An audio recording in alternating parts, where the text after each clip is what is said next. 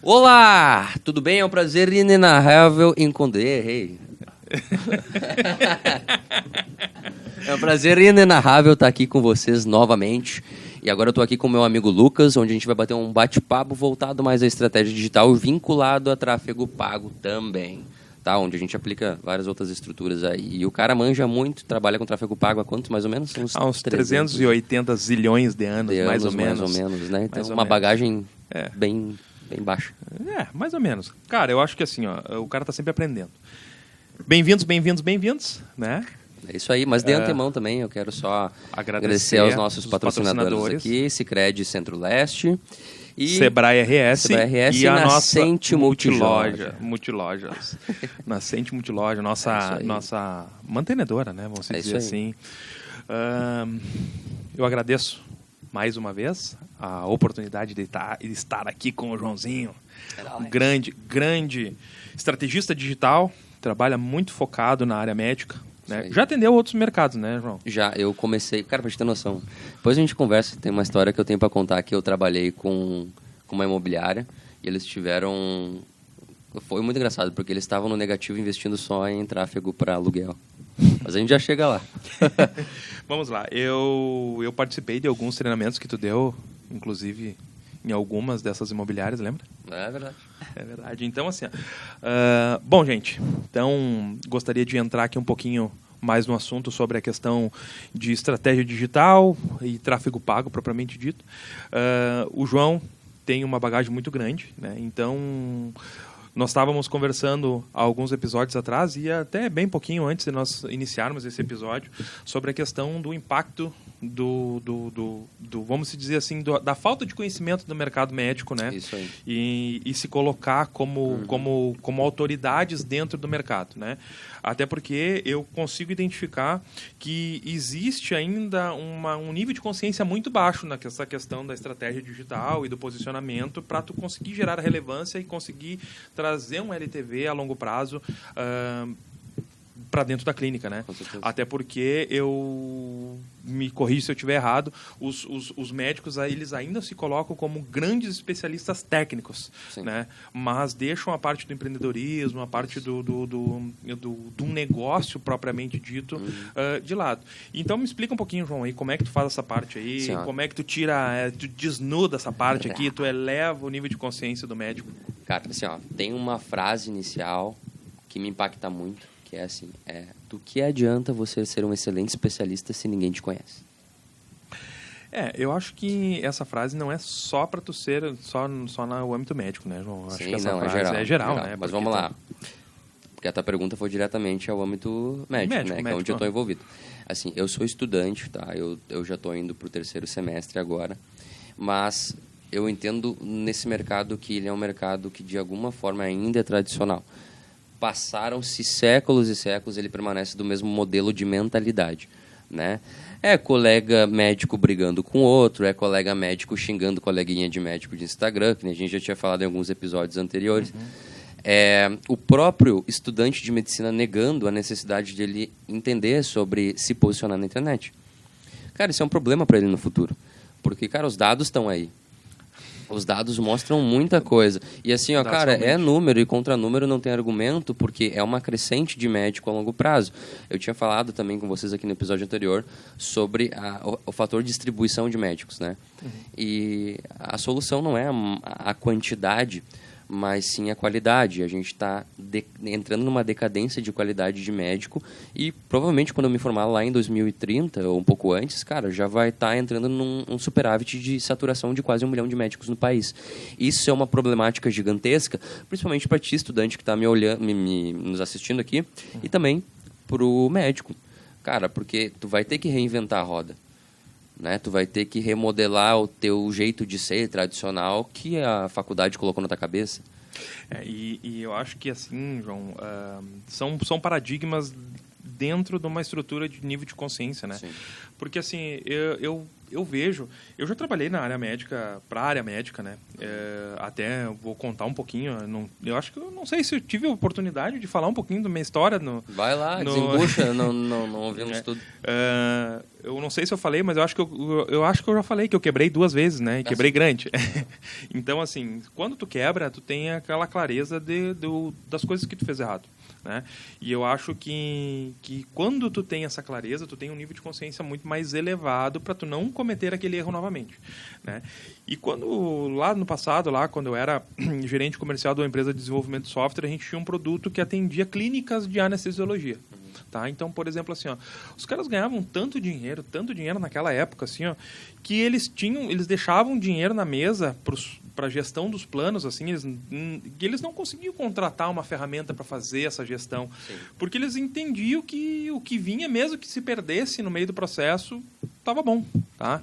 E essa empresa que eu trabalhava, ela desenvolveu um sistema para fazer essa gestão dos planos, né? O que era cada porte, quanto é que era, se era para um acesso, tinha um porte, quando tivesse 2 acessos era outro porte, e a gente conseguia identificar erros no repasse dos planos de saúde, assim, que às vezes chegavam a 20%, 30% do faturamento bruto daquela clínica de anestesiologia.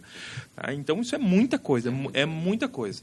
E o que isso trouxe para mim dentro dessa percepção? Que o nível de consciência baixo faz com que tu perca dinheiro. Tá? E não só dentro da área médica, mas de um âmbito geral, porque assim, hoje eu como gestor de tráfego, eu atendo diversos nichos, inclusive a nossa empresa, que é o Indec, que é a mantenedora de tudo, né? Então, atendo o teu pai, eu atendo a Nascente, mas o meu foco sempre foi a questão do mercado automotivo. Né? Por quê? Porque eu vim deste mercado automotivo. Né? Então, assim, a primeira vez que eu quebrei, eu tinha uma loja de moto, então tinha uma motopeças, oficina, legal, né? Muitos erros, né? Tinha 18 anos, o que eu queria fazer?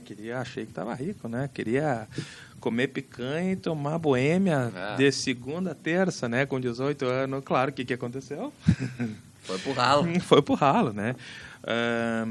Depois, acho que a minha segunda experiência negativa com o empreendedorismo não foi uma experiência negativa. Acho que foi uma experiência que teve um desfecho, vamos dizer assim, com prejuízo financeiro. Muito grande, inclusive, né?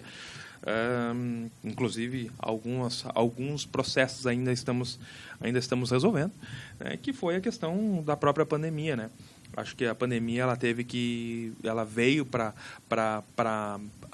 amadurecer muitos profissionais e fazer com que as pessoas se reinventassem também, né? E essa questão do deixar o dinheiro na mesa, eu acho muito muito interessante, porque assim, às vezes as pessoas reclamam que o mercado está ruim, que o vendedor não executa o que precisa ser feito, que o responsável da minha empresa não estar faturando do 2x por causa dos meus R$100 que eu estou investindo em tráfego. E na verdade não é, né, João? E eu acho que assim, e tu vai concordar comigo, que tráfego pago não resolve e não conserta... Não, nem tem como, cara. Conteúdo ruim? Nem tem como. A gente tinha comentado também ali no episódio anterior sobre a questão do orgânico vinculado a isso, né? Exato. O orgânico ele tem que ser muito bem trabalhado, até porque o Instagram já mudou há muito tempo, né? A gente teve uma reunião principalmente com o chefe do Instagram e ele comentou, o diretor do Instagram comentou que o Instagram agora é uma rede de venda.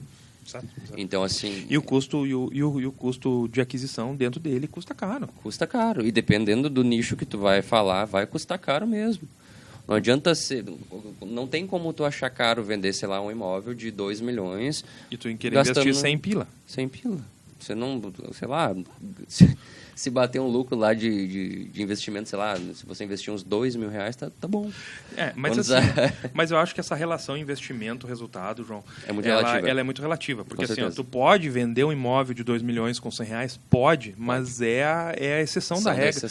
É a exceção da regra. E assim, mas isso dentro de um processo consistente, onde tu existe uma presença digital, onde tu tem uma linha editorial. Onde tu tá ali. Onde tu está, exatamente, onde tu te coloca como um um player, como tu te coloca, como uma autoridade. E essa autoridade, ela existe... A gente faz de qualquer jeito, João? Não, claro que não. Tu tem que montar isso. É isso que eu te falo. Então, qual é que é o maior problema do médico? Que o médico, pelo menos aquele meio ainda tradicional, tem muito medo. Tem dor de cotovelo do coleguinha medo que faz da crítica. isso, eu acho que é medo da crítica. Medo de aparecer para a comunidade. Só, cara, a CFM está dando muita liberdade agora pro médico, porque a CFM já entendeu que o médico ele é um empresário, ele precisa estar ali. Então, a CFM... Cara, quer ver, olha só. Tem muito... E tu sabe disso. Pode confirmar comigo. Tu trabalha com isso. Não arrasta, senão o Ismael vai xingar a gente. Vou dar um tapa aqui. Mas... Qual é que é a moral? Cara, tu entendeu, tu já sabe disso. Tem muito anúncio veiculado sobre rinoplastia, por exemplo. Tricologista, né? Transplante capilar, né? Cara, então essas coisas são necessárias. Tem muito profissional fazendo antes e depois, que agora a CFM também está liberando. Tem jeito para fazer isso pela Meta sem ter problema. Exato. Então, assim, ó, você que é médico precisa, tá no digital e tem que estudar isso com alguém que saiba, para não sofrer problemas, para saber fazer isso da forma correta.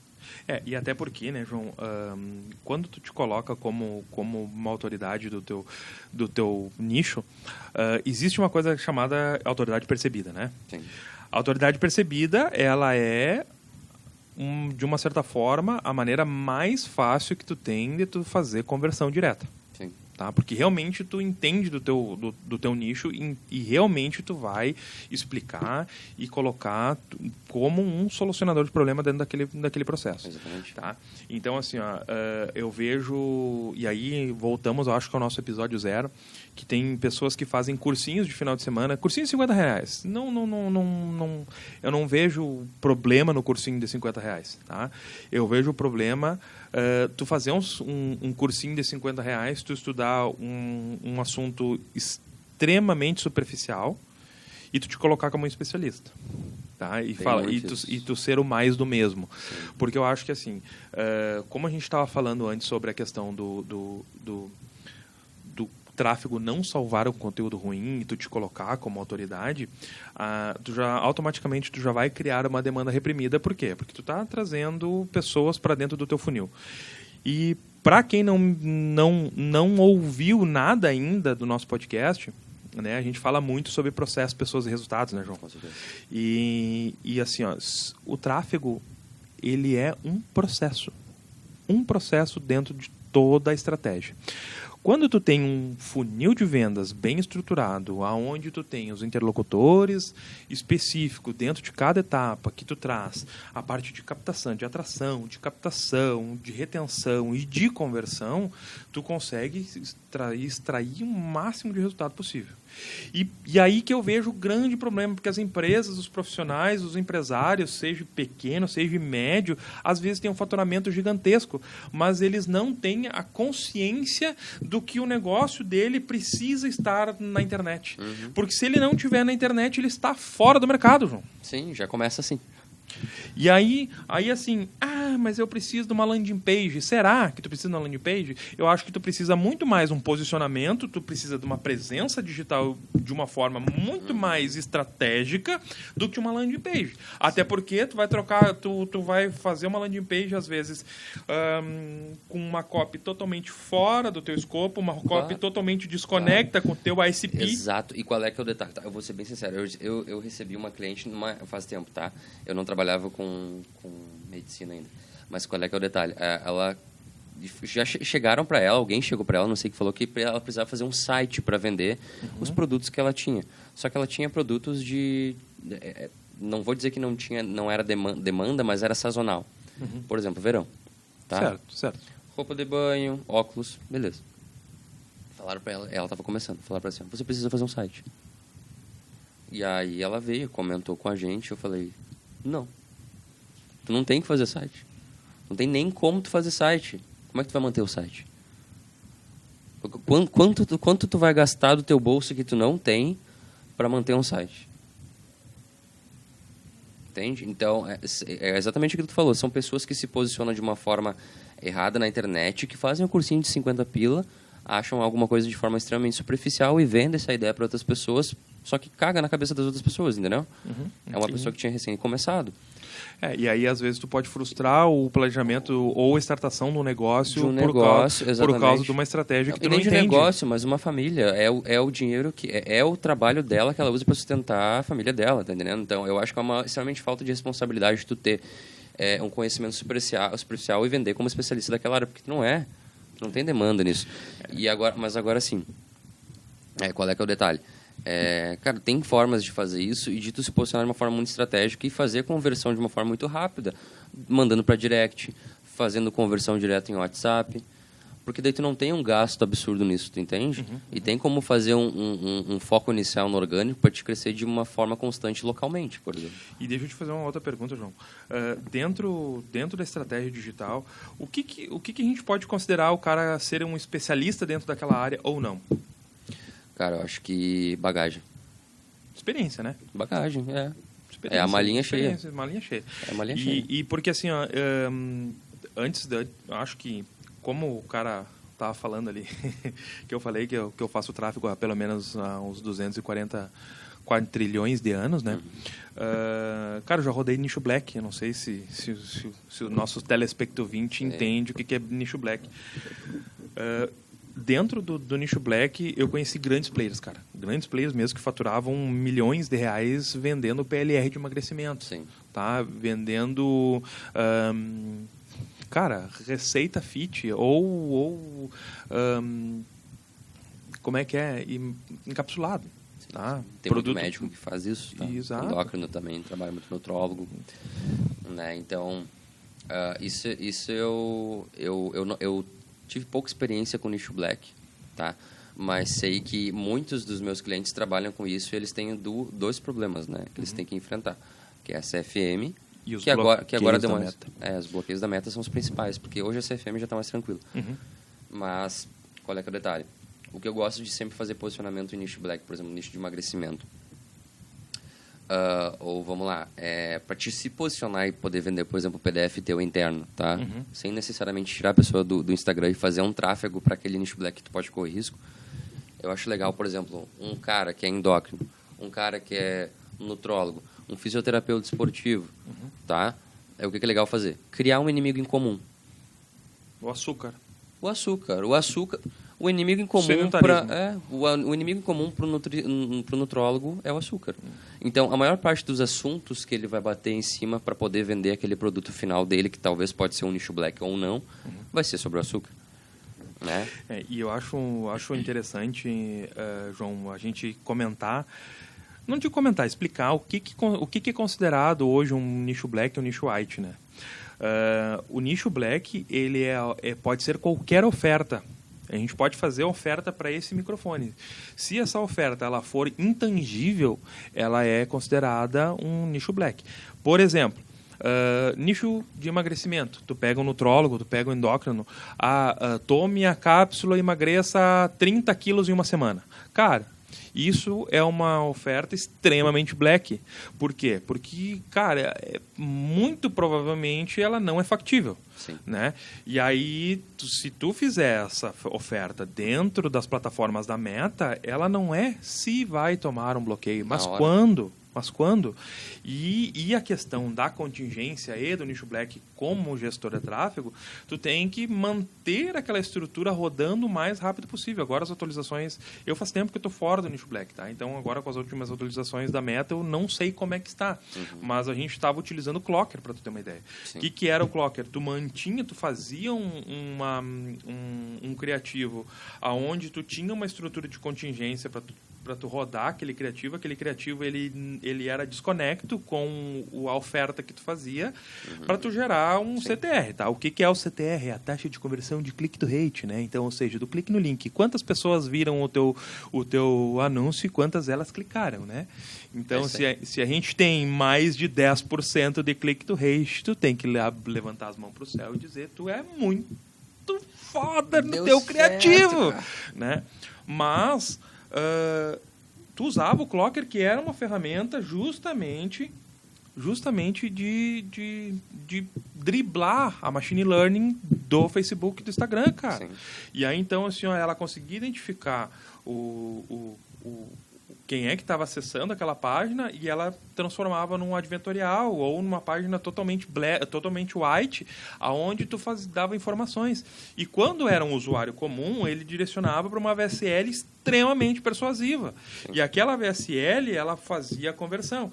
E isso dentro do nicho de médicos, cara, tu tem que ter uma clareza muito grande. E aí, aonde a gente separa os homens das crianças? O profissional, realmente, o especialista, ou o amador. Aquele cara que faz o cursinho do final de semana. Sim, aquele cara que faz o cursinho do final de semana, ele pode ser um especialista? Pode, e eu quero que todos eles se tornem especialistas, porque quanto mais esses caras vierem bater nos meus clientes, mais resultado tem que gerar para eles. Sim. Afinal, se eu pegar um único cliente meu no mercado automotivo, eu já gerei mais de 30 milhões de faturamento para eles em 2 anos. Certeza, né? Com certeza. E tem uma coisa que eu acredito muito assim, eu sei que a gente começa abaixo, mas, cara, é impossível, tá? Eu não acredito que tu continue a crescer sem fazer mais mentorias.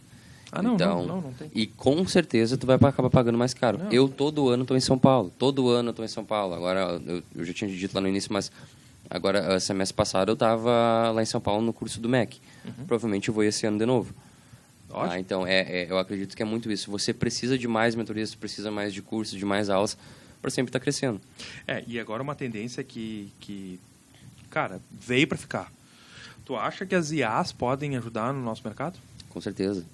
Inclusive, não só o ChatGPT, mas ele é uma das maiores ferramentas que a gente tem, né? Inclusive, o ChatGPT ele tem uma coisa que a gente chama de CI, tá? Que é o Customer Instructions. Então, tu abre uma aba, isso no pago, tá? Tu personaliza ele na primeira aba como tu quer que ele se porte e na segunda como tu quer que ele te responda. E só a partir disso tu consegue estruturar um estrategista digital renomado com mais de 15 anos de experiência.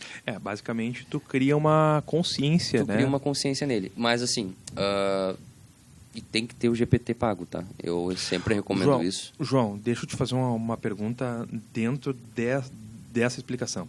Hoje eu tenho dinheiro para contratar apenas uma ferramenta. Qual tu indicaria para contratar? ChatGPT. Disparado, porque nele tu pode criar essas consciências, entendeu? Tá, João, é $25. Eu sei. Pode estar caro. São R$120, né? Pode estar caro pro teu bolso, acredito que sim, cara, mas se tu souber usar ele, tem que aprender a mexer, porque ele não é fácil.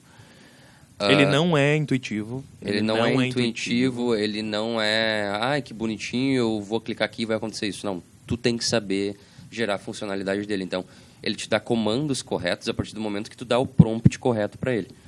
Então, se eu boto para ele, por exemplo, cara, uma das estruturas que eu sempre... Uma das maneiras que eu crio conteúdo a semana inteira, eu faço com o ChatGPT. Porque eu não tenho tempo. Cara, eu sou estudante de medicina. Eu não tenho tempo. O tempo que eu tenho é final de semana ou no final da semana que eu chego no meu apartamento e durante meia hora, 1 hora, eu estruturo todas as minhas postagens e meus conteúdos para a semana seguinte. Então, o que eu falo? Eu falo para o ChatGPT. Preciso que você se transforme. Eu quero que você se posicione como um especialista com mais de 15 anos no mercado digital, voltado à área médica. E ele vai me dar várias ideias de conteúdo vinculado a um nicho mais amplo. E aí eu tenho que ter essa consciência de ir especificando para ele. Porque apesar da inteligência artificial ser muito inteligente, ela não te dá o conteúdo pronto assim, se tu não souber extrair o máximo dela, né, João? Isso. A IA, ela aprende por LNP, que é a Language Normal Processing, tá? Que é a linguagem de processamento. O Ismael vai te surrar. Vai te surrar. Que é a linguagem Ismael, te queremos aqui, Ismael. Te queremos aqui, Ismael. Que é o quê? Isso é a linguagem normal de processamento, tá? Então, tu não precisa saber o português perfeito, nem a linguagem perfeita, mas ao tempo que tu vai conversando com a máquina, é que nem papagaio. Tu vai repetindo, ela vai se aprofundando mais ainda, ela vai criando mais experiência. Mais camadas, né? Isso. E aí, qual é que é o legal? Tu pode salvar aquela personalização que tu criou e ele vai... E quando tu voltar naquele botãozinho que fica lá no canto do ChatGPT, aquele cara especialista vai estar salvo sempre para ti. Tá, e tu acha que o ChatGPT ele pode ajudar os médicos que têm ainda um nível de consciência muito baixo para entrar dentro do marketing digital? Pode, eu acredito, mas assim, eu acredito que o médico ele já tenha 2 fatores que ele precisa já começar a investir. Primeiro de tudo, num curso de aprofundamento para marketing digital e posicionamento. Ele não precisa ser especialista em marketing, mas ele precisa saber o que acontece para poder saber usar as ferramentas corretas. Até para se ele quiser contratar o João, né, por exemplo. Quem contratar e como contratar. E aí também, no curso que eu também dou, inclusive, enfim, a gente aprende a posicionar dentro do ChatGPT. Então, você aprende do zero a usar o ChatGPT. Né? Ele não é uma ferramenta intuitiva, mas ele é uma ferramenta extremamente importante, cara. Tu precisa ter ele na tua demanda. Hein, João? E outra coisa, assim, ó, falando em LTV de clínicas, né? Tu acha que a figura da secretária ela precisa ser desnudada e vamos dizer assim, e estruturada de uma maneira onde a gente consiga realmente trazer... Ela é a principal, ela é a gerente do médico. E ela precisa aprender a fazer tráfego ou ela pode contratar alguém para fazer tráfego para a empresa? É preferível que tu contrate alguém para fazer, justamente porque eu acredito que o papel da secretária é ser comercial. Gerente do negócio. Gerente do negócio, entende? E tem médico que trata, eu já tinha falado também isso, mas tem gente que trata a secretária como funcionário. E outra coisa, né? E tem que tirar aquela visão que a secretária ela tem que ser barata só, né? Só barata. É barata. Acho que a gente falou Sim, a gente falou no piloto. 1, né? No podcast 1. O médico tem essa visão de que a secretária ela é barata, de que ela é um acesso fácil, de que ela é só marcadora de consulta. E aí a gente tem aquelas falhas comerciais quando cai um lead, por exemplo, num direct de conversa no WhatsApp. E aí assim, João, pegando o gancho dessa questão do lead no direct, né? Tu já viu algum player que faz tráfego e não atende os clientes? Não, nunca. Ele tem uma equipe por trás que faz isso. Mesmo que ele não faça, mas ele tem uma equipe que faz. Mas tu acredita que existem empresas que façam isso? Acredito que exista. Eu vou te dizer que eu já atendi algumas. E aí, no final do processo, na hora de fazer os acertos dos honorários, mas eu não tive resultado. Né? E aí, como tu faz uma camada de transparência para tu conseguir entender onde é que está o teu problema, onde é que está o teu gargalo? Porque assim, tu há de convir comigo, João. Se tu tem métrica, tu tem como medir se está bom ou se está ruim. Com certeza. Correto? Se tu tem uma quantidade X de impressões, uma quantidade X de alcance, uma quantidade X de conversas iniciadas, vou dar um exemplo bem específico de um tráfego para engajamento para WhatsApp. Tá? Que é uma coisa extremamente simples, né, de se fazer. E tu tem lá 100 conversões, 100 chamadas iniciadas, e tu não teve nenhuma venda, onde é que está o problema? Tu acha que o problema está no tráfego ou tu acha que o problema está no processo comercial? No processo comercial total. Tá. Por quê? Falta de treinamento comercial, justamente porque a pessoa... É o que eu falo, do que adianta alguém chegar numa conversa do WhatsApp e tu só dar oi? Ou responder como, opa. Gente, assim, vocês provavelmente vão ver essa história do Opa em mais alguns episódios. É importante, eu acho que destacar, né?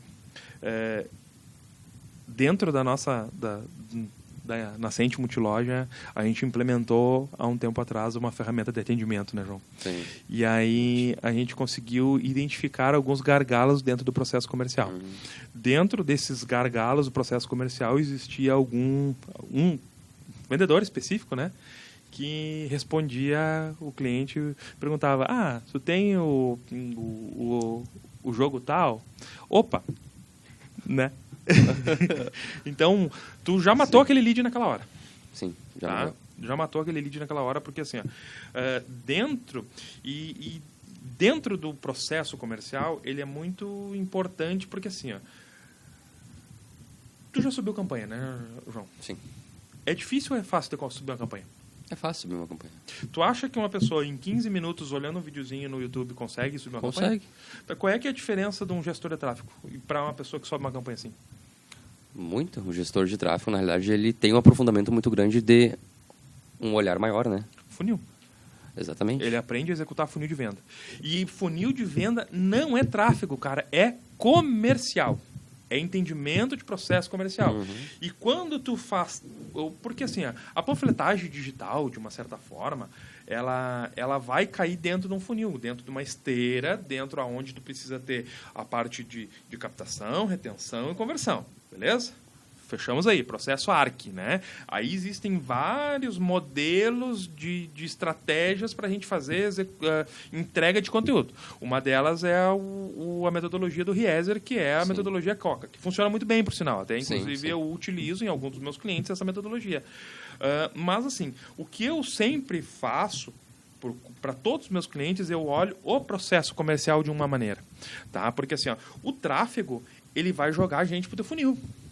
E se tu não estiver preparado para atender com cadência de atendimento, com o teu follow-up, com técnicas de rapport, cara, ferrou. Tu só botou o dinheiro na lata do lixo. E aí o cara que pegou o cara do cursinho de 50 pila vai chegar lá, vai subir uma campanha. E aí, hoje eu estava conversando com um amigo meu que a gente trabalha em alguns projetos, e ele especificou assim, cara, qual é que é a nossa diferença do cara que cobra barato, né? Daí eu estava questionando ele sobre esse posicionamento, né? Porque o cara tem a imobiliária dele, ele tem um imóvel lá de 2 milhões de reais, ele quer investir 100 reais naquele imóvel e ele quer atingir a classe AA. Por quê? Porque é o ICP dele. É o tipo A dele. Mas aí tu pode vender, gerar alguns leads com aqueles 100 reais? Pode. Tu pode, inclusive, fazer a venda com aqueles 100 reais.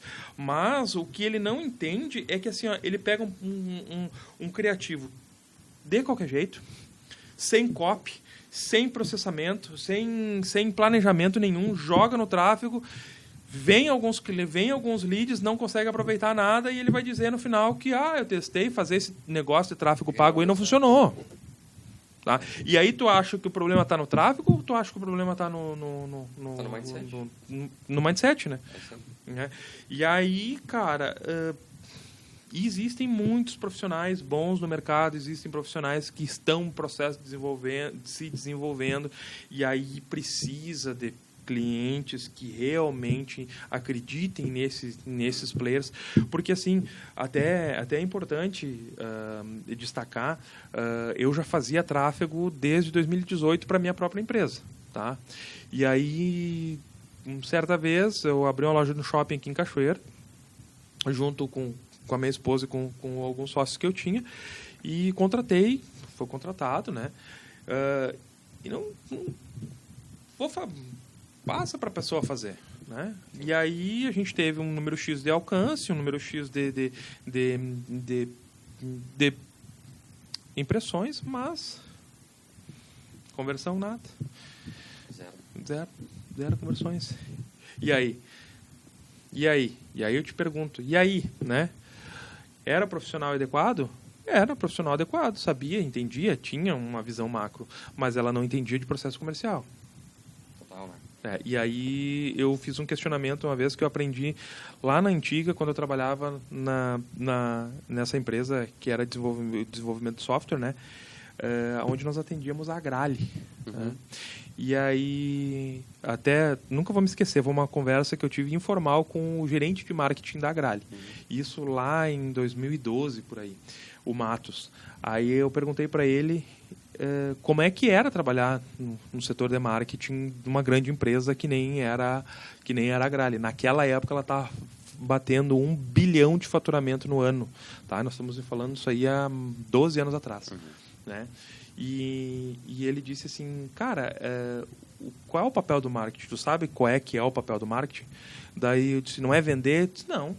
O papel do comercial é vender.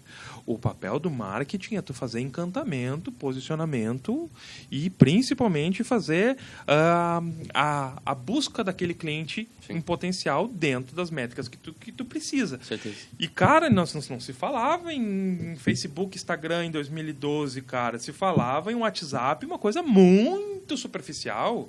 Muito superficial. Não tinha Instagram. Não se tinha Instagram. Tinha Orkut. Né? O Orkut. Tinha Orkut. Né? E cara, eu vejo hoje que a empresa que não tem um posicionamento digital, seja ela pessoa física, seja ela Pessoa física não, né? Porque tu não vai conseguir chegar, até um determinado ponto, mas vamos pegar os MEIs, né? Que são empreendedores, formais, mas eles são as empresas, né? Aí tu pega e tu não tem uma consciência de posicionamento de mercado, tu não tem uma consciência de posicionamento digital, tu não tem um processo comercial definido, tu não tem uma cadência de estrutura para tu fazer uma estrutura comercial, cara, esse cara não adianta investir em tráfego. Não adianta. Por quê? Porque o nível de consciência dele, ainda como negócio, ele é muito pequeno.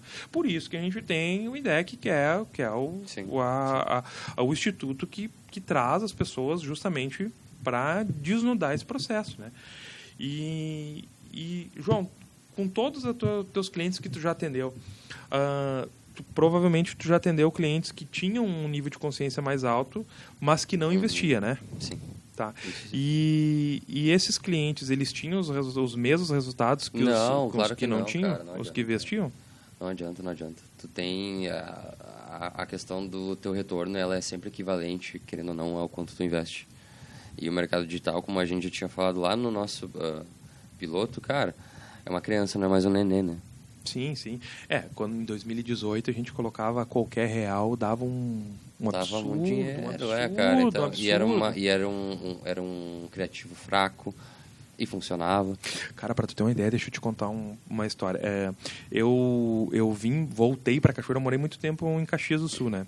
Eu voltei pra Cachoeira em final de 2013, né? E fui empreender na área do calçado. Né? Cara, e eu fazia umas botinas, assim, uns coturnos, né, feminino. E, cara, eu vendia muito dentro dos grupos do Facebook. Sim. Tá? Isso aí nós estamos falando lá em 2014, cara, 2015. Faturava muito, cara. Pegava muito. Organicamente. Por quê? Porque a entrega era gigantesca.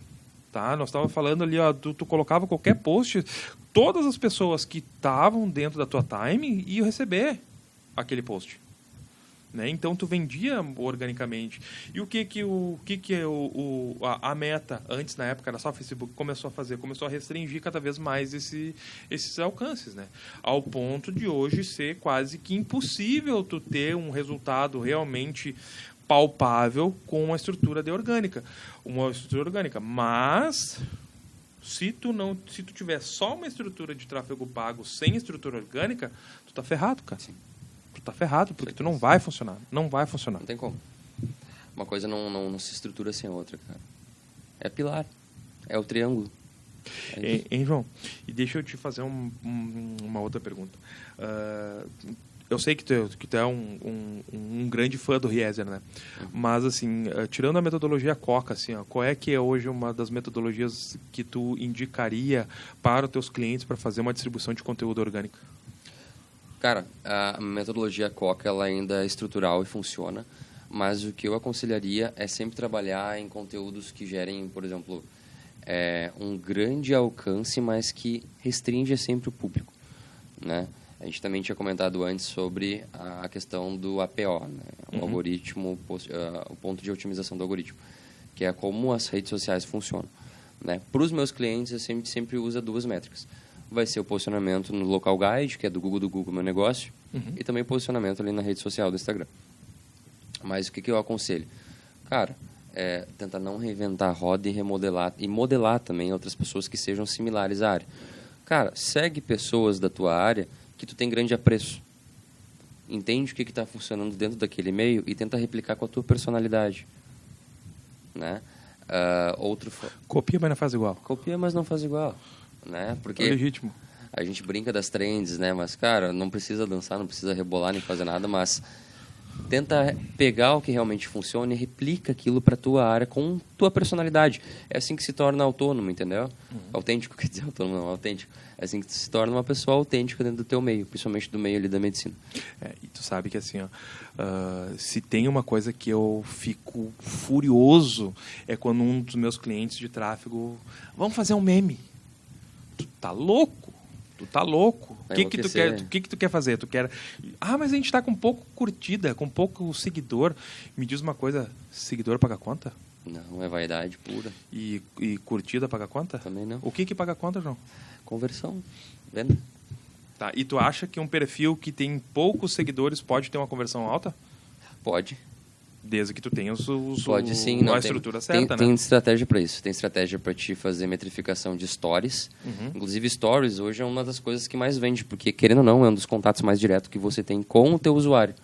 E não precisa ter um monte de usuário. Tem métrica para isso. Inclusive, eu vou vender outra pessoa aqui, mas o Ladeira faz isso muito bem. Exato, muito bom. Stories 10x. Fiz, muito bom, recomendo. Vale a pena. E assim, isso são... O Instagram, ele funciona por retenção.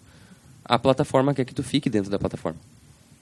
E se tu colocar uma landing page, um link no final do teu link, vamos dizer assim, um link no final do teu anúncio, mas uma coisa tirando de dentro da plataforma, o teu CPM vai ser mais caro. Vai sair mais caro, mas tem um pequeno porém. Normalmente, quando é conteúdo de retenção ou criação de engajamento para aumento de usuário, tu tem um maior fluxo de pessoas que te assistem. Exato. Maior fluxo de pessoas que interagem contigo. Mas quando tu tem um conteúdo que gere conversão, porque a gente sempre tem que... É o que eu tinha falado lá anteriormente, volta no vídeo antes, para a gente falar sobre QMN, qualidade mínima de nicho. E quando tu trabalha com frequência e consistência, tu entende que o Instagram ele funciona com engajamento, tu vai produzir post para engajamento, então tu vai ter uma agenda para isso, e tu vai ter post para conversão. O post de conversão, ele sempre vai ter menos interação. Porque ele vai conversar só com as pessoas que querem comprar contigo. E ponto final. A tua métrica não tem que ser atingir muitas pessoas. Tem que atingir as pessoas que realmente gerem dinheiro e fluxo para o teu caixa. Exato. E tu tem que ter uma clareza também do teu ROAS, né? E tu tem que saber o que é o ROAS, né? Então, tu tem que saber que o CAC vezes LTV, ele precisa ser de uma forma onde ele seja positivo dentro do teu caixa. E assim, essas nomenclaturas que se usam, elas são... Eu vou dizer assim que elas são utilizadas às vezes, para confundir um pouco a cabeça ou trazer, vamos dizer assim, uma falsa autoridade pro profissional. Sim. Mas assim, tu tem que saber que cada real que tu investe, ela tem que te trazer tantos %. Sim. Ou tantas vezes aquele real. O que a média do mercado fala? Que cada real que tu investe, ela tem que voltar R$3. Sim. Tá? Isso é o mínimo. Se tu tiver investindo R$1 e não tiver te voltando 3, o teu processo tá cagado. Sim, tá tudo ferrado. Não vai funcionar. Se tu querer escalar, tu vai perder dinheiro. Tá? Só que assim, um ROI ou um ROAS, que nem esses dias eu fiz um cálculo lá, de um cliente meu. Até esse cliente que já faturou em 2 anos aí, com o tráfego pago mais de 30 milhões. Tá? A gente já investiu mais de R$1 milhão. Né? E aí eu fiz o cálculo do ROAS lá, deu 42.000%. Tá? Só que o ticket médio dele é R$80 mil. Tá? Então, por exemplo, assim, tu não pode comparar R$1, eu vendi R$1 e voltou R$43 mil. Tá? Por quê? Porque a margem dele é extremamente alta. Né? Então, assim, tu não pode levar em consideração o ROAS para esse tipo de cliente. Tu tem que ver o ROI através das métricas de caixa dele, e ele vai ter que te abrir esses dados para tu conseguir gerar aquela métrica ali. Né? Então, assim, qual é que é o custo por lead desse cliente? R$5. Tá? Vou dar um exemplo, R$5. É caro o lead? Não sei. Depende. Se a gente levar em consideração que esses R$5 a gente gerou 1.000 leads, a gente teve 19 vendas com ticket médio de R$100 mil, a gente tem 1.900.000 de faturamento, mas quanto sobra no final do mês? Tá? Qual é que é teu ROI real? E aí o cliente vai ter que te dizer. Né? E se a gente for analisar, a gente teve 2% de conversão. Isso é excelente dependendo do mercado. Por quê? Porque a gente teve 1.000 leads e a gente teve 19 vendas. Tá? O ticket médio dele é alto. Tá? Então, a gente, consequentemente, a margem de lucratividade também é alta também. Então, mas a gente precisa levar em consideração que o ROI dele foi em torno de 14. Cada R$1 que retornou, cada R$1 investido, a gente retornou R$14. Né? E João, essa que tu tinha falado num outro episódio, eu fiquei batendo em relação a isso aí. O que é considerado um ticket médio? Por que as pessoas batem tanto em cima do ticket médio alto para querer vender um ticket médio mais alto, às vezes com uma margem muito mais apertada? Porque se tu for trabalhar um high ticket, tu tem que levar em consideração que o teu custo de aquisição do teu cliente vai ser muito maior. Tá? Então, não é mais fácil tu trabalhar a recorrência para tu conseguir aumentar o teu ticket dentro da jornada do cliente? Sim, com certeza. Porque, na realidade, o LTV está vinculado dentro disso. Eu acho que o maior ponto é tu não trabalhar no high ticket. Não trabalha no high ticket, como eu já tinha dito antes. O problema do high ticket é que ele vai te trazer mais dor de cabeça do que necessariamente mais cliente. Né? Tu vai gastar para trazer esse cara e o cara vai vir contigo só por ponto de luxo ou por um ponto de algum processo. E acabou. Enquanto o high value, que a gente chama aqui de alto valor, vai te trazer uma recorrência, vai trazer família, vai trazer outras pessoas junto. Que era o que nós tínhamos conversado, acho que num outro episódio, sobre os médicos de família, né? Até acho que eu dei... tu acho que não chegou a conhecer, hoje ele já é falecido, mas ele usava um óculos assim, a sobrancelha dele pairava em cima dos óculos. Era muito legal. Estamos chegando aí mais o final de mais um episódio. Joãozinho, deixa a tua mensagem. Bom, acredito que a minha mensagem é: aprendam a se posicionar e principalmente sobre tráfego pago. Estudem para não ficar meio beleléu da cuca e pagar 50 pila no cursinho de final de semana e achar que sabe tudo. E outra coisa, complementando o que o João falou, não existe problema no cursinho de 50 pila de final de semana. Só que tu tem que entender que fazer tráfego pago não é simplesmente apertar botões e subir campanhas. Porque isso qualquer pessoa faz, né? Como diz um grande filósofo aqui da região, né, o grande Mano Lima, né, que o aparelho tem botão, tu tem dedo e o aparelho tem botão, né? Quer pagar e fácil. Exatamente. Então agradecemos mais uma vez, chegamos mais um final de mais um episódio. Agradecemos mais uma vez os nossos apoiadores, Sicredi Centro-Leste, Sebrae RS e a Nascente Multiloja, que atende toda a região central e também todo o Rio Grande do Sul através do site, né, João? É isso aí. Então é um prazer inenarrável estar aqui mais uma vez com vocês. Um forte abraço. Tchau, tchau.